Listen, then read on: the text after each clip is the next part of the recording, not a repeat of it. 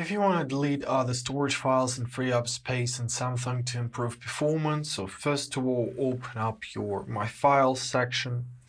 Now here, locate this three dots at the top right corner, press Settings, and here make sure to enable your Show Hidden System Files option. Great.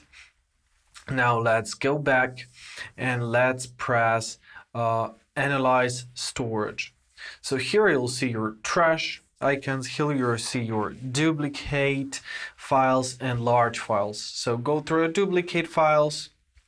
Here you'll see your internal storage. This is your hidden files, right? So choose what you wanna delete. Let's delete everything that duplicates and press delete, move to trash. And basically that's it. Same with the large files, so decide what you don't need. For example, don't need this one, press delete, move to trash, and that's it. Easy as that. Also, open up your trash, and sometimes it's good to clean it up because it takes space as well. So press on the edit icon, press all, press delete all, confirm your choice by pressing delete, and basically that's it. Also, if you have any unused files, they will be shown here, so delete them as well. Now let's open up our internal storage, and here you can see all of your files basically. So go through your dumps, documents, downloads, movies, everything you can find, and clean up all the files which are taking space and you are not using them.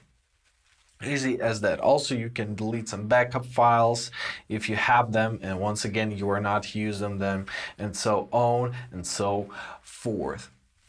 Also, we can clear cache for all apps. For this, we will need to open up our recovery menu.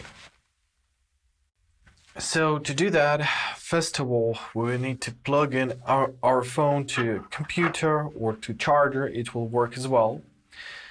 Now we have to turn it off with any means possible. In my case, I will just hold the power button and press power off. Give it a couple seconds to be powered off.